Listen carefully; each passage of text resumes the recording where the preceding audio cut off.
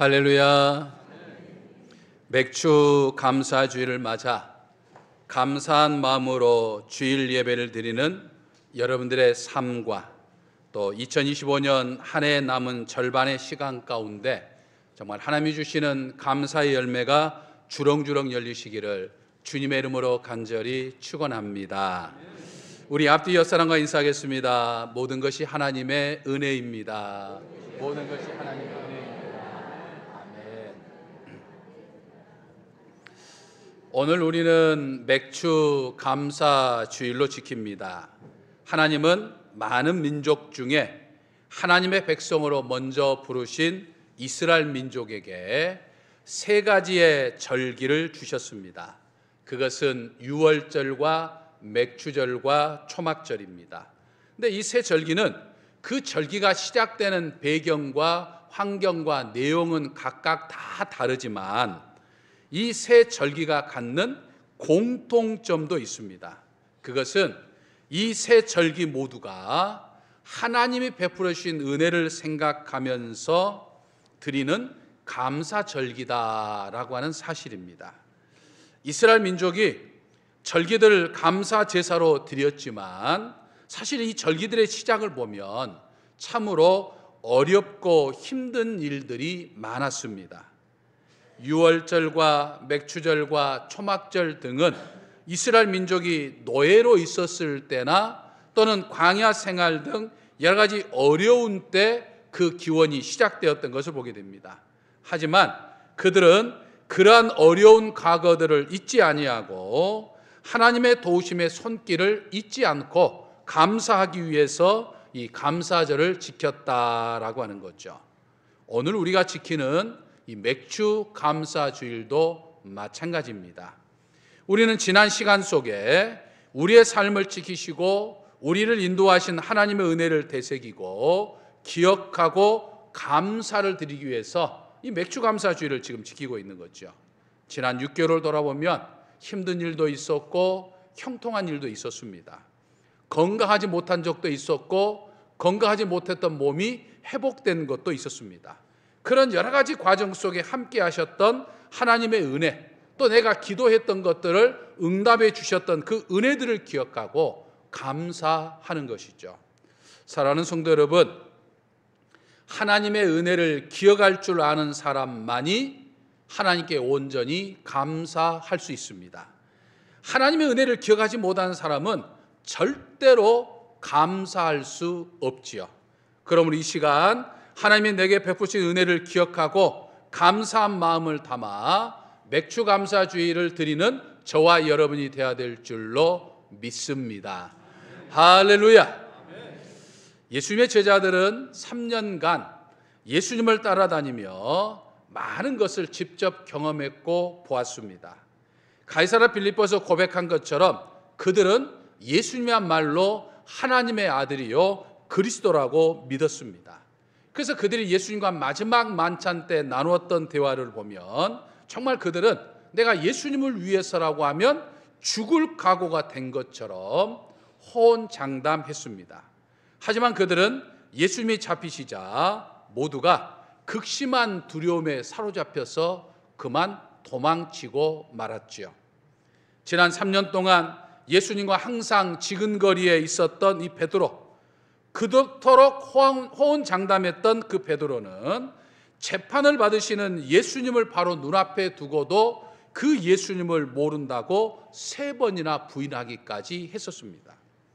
그런 제자들이었지만 예수님은 부활하신 이후에 부활의 몸을 가지고서 제자들을 찾아 만나 주셨죠.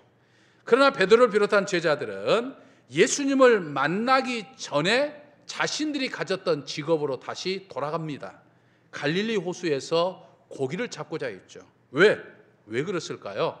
성령의 임재를 경험하지 못했기 때문이었습니다. 여러분, 진짜 신앙생활은요, 성령의 임재로부터 시작합니다. 우리는 이미 성령의 임재를 받았어요. 내가 예수님을 나의 그리스도로 고백하는 그 순간부터 성령께서 내 삶 속에 내주하고 계십니다. 다만 그걸 내가 지금 강하게 느끼지 못하고 살아가고 있을 뿐인 거죠. 사실 성령께서 역사하지 않으면, 성령께서 여러분들과 함께 하지 않으면 절대로 예수님을 나의 그리스도라고 고백할 수가 없습니다. 그리고 이 무더운 날 이렇게 교회에 나와서 예배를 드릴 수가 없는 거예요. 성령께서 여러분들의 안에 내주하셔서 여러분들을 이끌어 주셨기 때문에 오늘 이 자리에 이렇게 예배를 드리고 있는 것입니다. 다만 성령께서 내 안에 임재해 계시는데, 성령께서 내 삶 속에 임재하고 계시는데, 그 성령의 역사, 내 안에 있는 성령의 역사를 뜨겁게 체험하지 못하는, 성령께서 내 마음을 막 감동시키고 충동하셔서 늘 나로 하여금 뜨거운 신앙의 삶을 살지 못하고 있는 것뿐입니다. 그래서 우리가 성령의 역사를 뜨겁게 체험하지 못하고 만일 뜨뜻미지근한 신앙생활을 계속하면 내 안에 내주하신 성령이 떠나실 때도 있어요. 성령이 떠나시면 신앙생활을 떠나게 되는 것들을 보게 됩니다. 성경에 등장하는 많은 신앙의 사람들, 지난 2000년 기독교 역사에 발자취 남겼던 신앙의 선배들처럼 진짜 신앙의 삶을 살려고 하면, 참 믿음의 삶을 살려고 하면 성령께서 내 삶을, 내주하신 성령께서 내 삶을 자꾸만 이끌어 주셔서 내 인생의 운전대를 강하게 붙잡아 주셔야 한다라고 하는 사실이에요. 여러분, 부활하신 예수 그리스도는 흩어졌던 제자들과 믿음의 사람들을 다시 불러 모으셨어요. 그리고 그들을 보는 앞에서 승천하시면서 예루살렘을 떠나지 말고 하나님께서 약속하신 성령을 기다리라라고 말씀하셨습니다. 제자들은 이 부활 승천하신 예수 그리스도의 말씀대로 이 마가의 다락방이라고 불리는 2층 방에서 10여일 동안 기도에 힘쓰다가 마침내 성령의 임재를, 그것도 강한 임재를 그들은 경험하게 되었던 거죠. 그리고 그들은 변화가 되었습니다. 내 안에 내주하신 성령께서 역사하시는 증거는 바로 제자들의 변화된 삶입니다. 여러분, 예수 그리스도를 믿음으로 내 안에 내주에 계신 성령께서 자꾸만 나를 강권적으로 역사해 주시면 내 삶에 변화가 일어나게 되어 있습니다. 변화가 일어나는 게 당연한 일이에요. 만일 변화가 일어나지 않는다면 그건 이상한 거예요. 왜냐하면 예수 그리스도를 내가 믿는다고 하는 것은 그분을 내 삶의 주인으로 모시는 일이 되기 때문이에요. 성령께서 나로 하여금 자꾸만 예수 그리스도의 뜻대로 살도록, 내가 예수 그리스도를 나의 그리스도로 모시고 예수 그리스도를 내 인생의 주인으로 모시게 하기 때문에 그렇다 이 말입니다. 그러므로 진정한 믿음은 예수 그리스도에게 내 인생을 맡기는 거예요. 지난 6개월도 맡겼지만 앞으로 6개월도 내 남은 인생도 전적으로 예수님이 책임져 주십시오라고 하면서 내 주님께 맡기는 거예요. 그러면 내 인생이 달라지고 변화되게 되어 있다 이 말입니다. 같은 자동차도 여러분 술에 많지 않은 운전자가 운전하면 어떻게 됩니까? 이건 위험한 살인 무기가 되는 거죠. 하지만 술을 마시지 않고 모범적으로 운전하는 운전자가 운전을 하게 되면 어떻게 됩니까? 그럼 아주 편리한 운송수단이 되는 거죠. 같은 자동차지만 그 자동차를 운전하는 사람이 누구냐에 따라서 달라지게 돼요. 세상 사람들은 내 인생을 내가 운전해야 한다고 생각하고 살아가는 사람들이 세상 사람들이에요. 하지만 사람은 한 치 앞도 내다볼 수 없는 근시안이죠. 사람은 자신이 어디로 가야 할지를 알지 모르는 영적 장님과 같아요. 그러므로 성령의 이끄심을 받아야 됩니다. 우리 그리스도인들은 성령의 이끄심을 통해서 내 인생의 운전대를 예수님에게 맡기는 사람들이 바로 그리스도인들이에요. 오늘 본문은 예수님의 제자들이 성령을 받고 특히 성령의 강한 역사를 통해서 변화되는 모습을 우리들에게 증거하고 있습니다. 의사였던 누가가 이 사도행전을 기록하고 증언하는 이 모습을 보면 성령의 역사를 경험하는 사람들이 보여주는 확실한 증거를 지금 이야기하고 있습니다. 다시 말해서 성령의 역사하심을 받는다고 하는 것은 이런 것이구나, 성령의 역사를 경험하게 되면 사람이 이렇게 변하는구나 라고 하는 것을 확실하게 느낄 수 있는 증거를 우리들에게 말씀해 주고 있다 이 말입니다. 어떤 증거가 나타났습니까? 먼저 귀의 변화가 일어났습니다. 여러분 2절을 보면요, 마가의 다락방이라 불리는 2층 방에서 최초로 성령의 임재, 성령의 강한 역사를 받은 사람들은 어떤 소리를 들었다고 그랬습니까? 급하고 강한 바람 소리 같은 것을 들었다고 그랬습니다. 그 소리가 온 집에 가득했다라고 말합니다.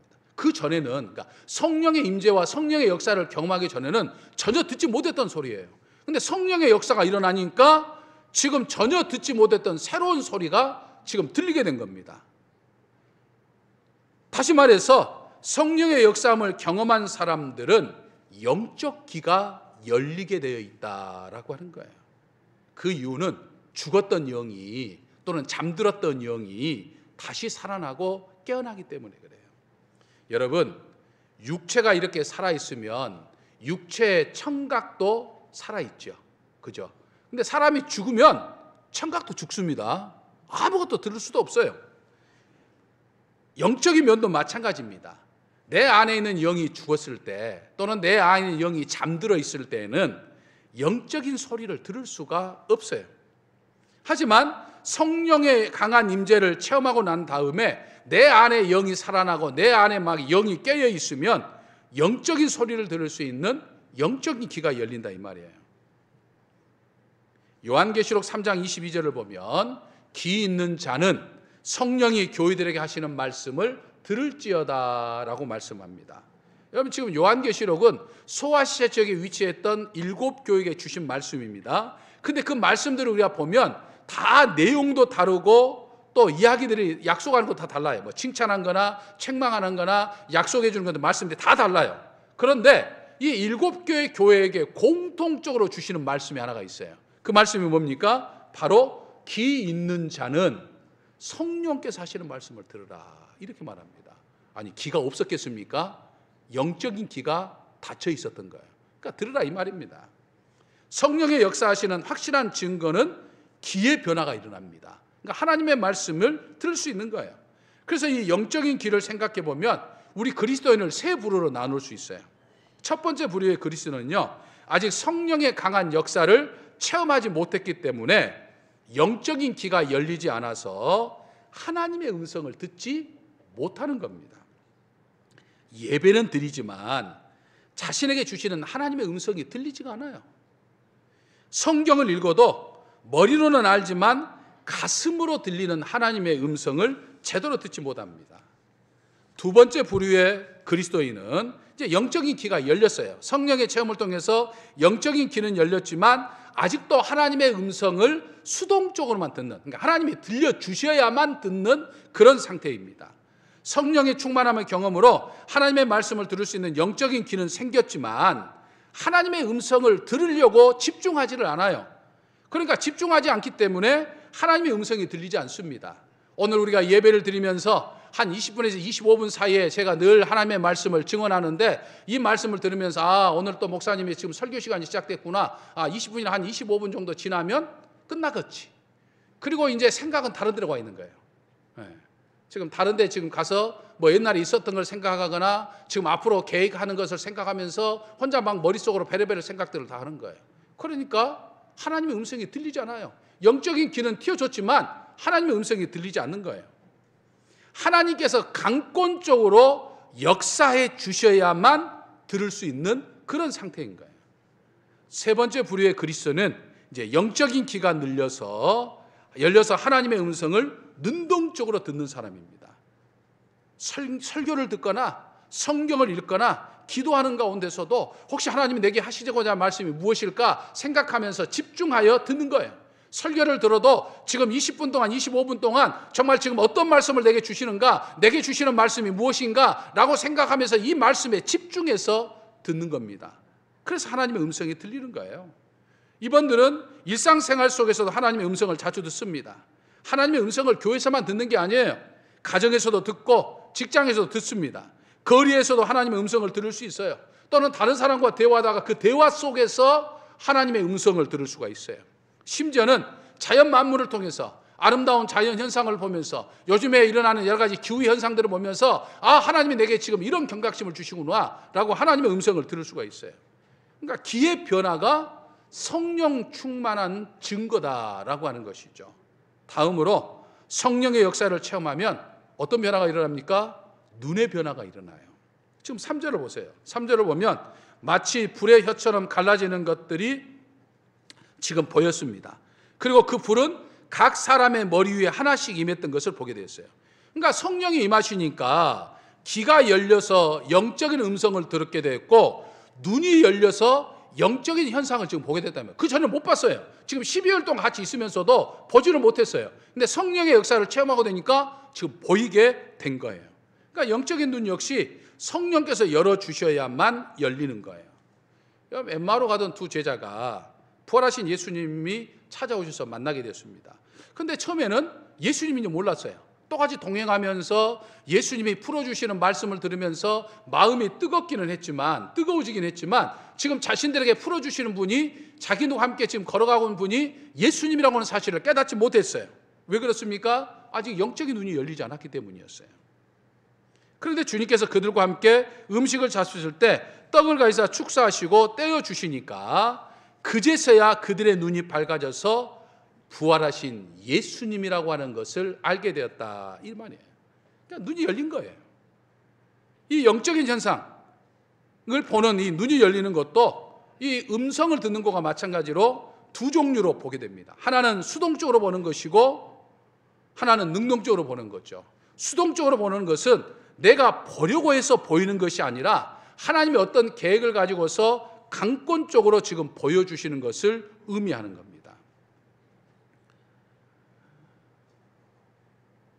내 의지와 상관없이 하나님이 보여주시기 때문에 그냥 보게 되는 것이죠.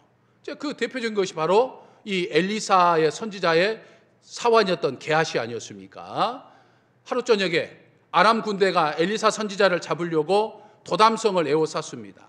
그걸 아침에 발견한 게하시가 깜짝 놀라서 두려움에 어쩔 줄 모릅니다. 그리고 엘리사에게 보고하죠. 근데 엘리사는 아주 태연합니다.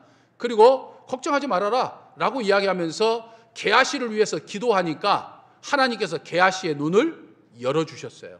그러니까 뭐가 보입니까? 도단성을 에워싸고 있는 아람 군대보다 더 많은 천군 천사, 특히 불말과 불병거를 타고 있는 천군 천사가 에워싸고 있는 모습을 보여주었어요.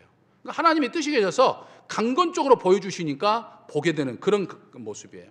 다른 하나는 능동적으로 보는 거죠. 내가 무엇인가를 발견하기 위해서 찾는 겁니다. 어떤 현상과 어떤 사실 속에서 우리가 보는 일상생활 속에서 정말 하나님의 뜻을 알고자 늘 관심을 갖고 기울여 보는 거예요. 그래서 능동적으로 보는 것은 하나님의 뜻을 알기 위해서 관심을 가지고서 모든 것을 보는 거예요. 세상적인 눈으로 보는 것이 아니라 하나님의 마음을 가지고 보는 거예요. 그러니까 물질적인 현상만 보이는 것이 아니라 그 안에 담겨져 있는 영적인 현상들까지 보게 되는 거예요. 하나님의 일하심이 보이고 하나님의 손길이 보이게 됩니다. 이걸 봐야 우리가 신령한 굳건한 신앙의 삶을 살아갈 수 있는 거예요.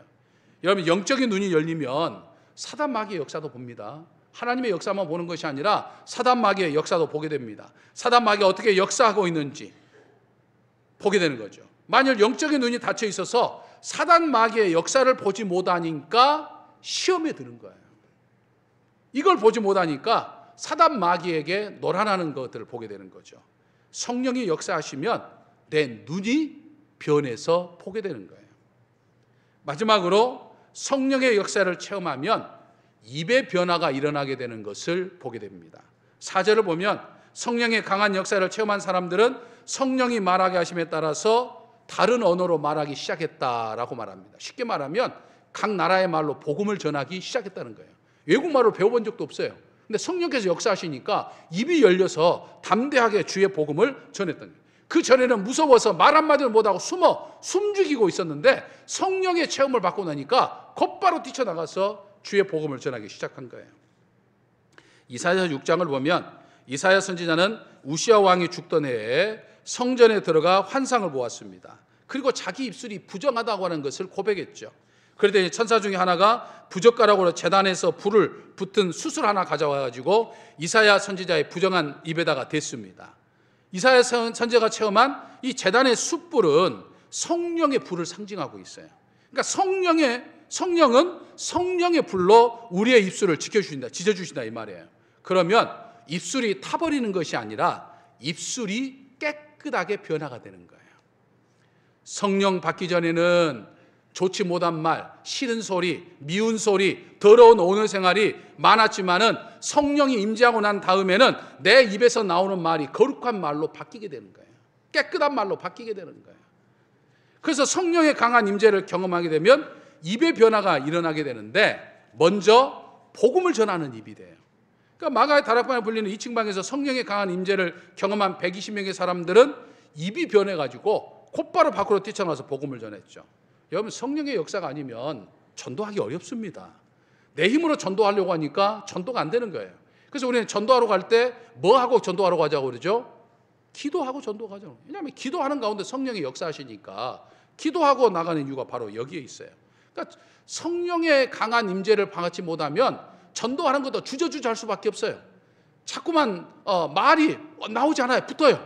하지만 성령의 역사하시면 내 입을 띄게 만드십니다. 그래서 담대하게 주의 복음을 증거하게 만드는 거예요. 다음으로 성령의 역사가 일어나면 내 입이 기도하는 입이 됩니다.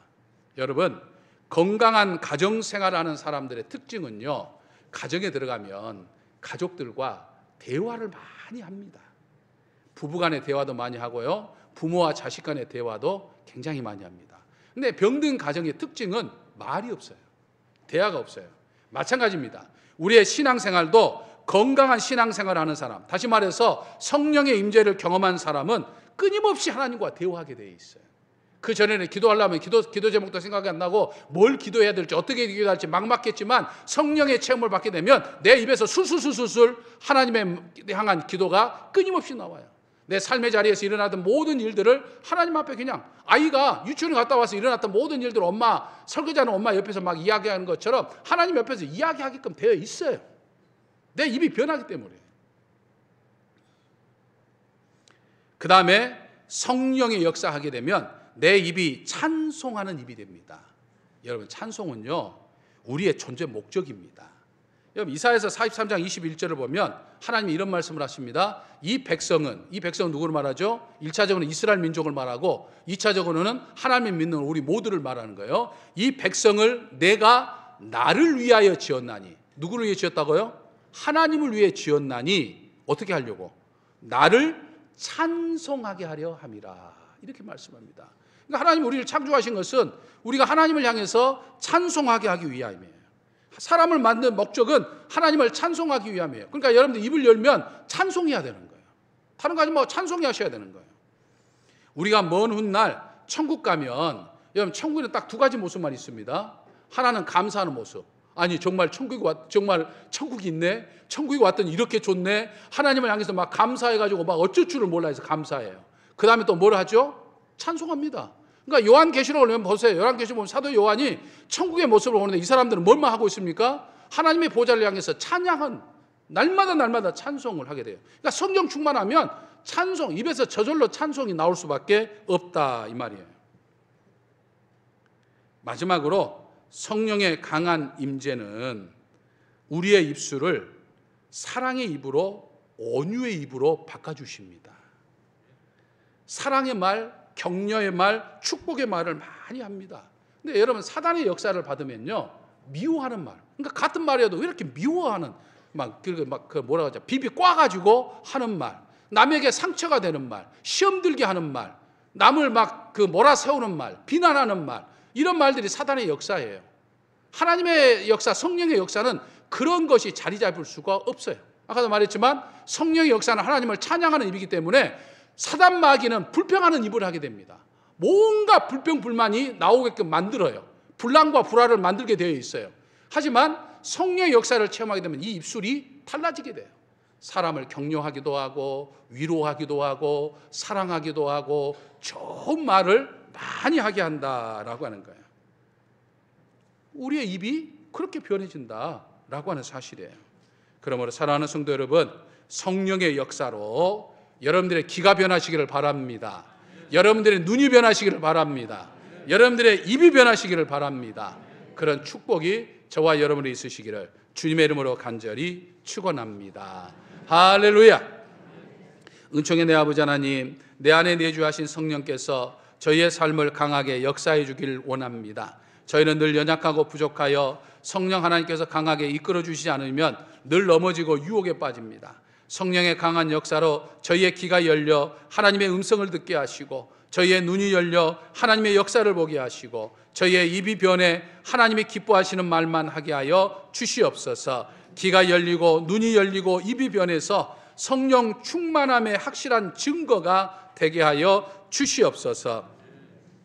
예수님의 이름으로 기도하옵나이다. 아멘.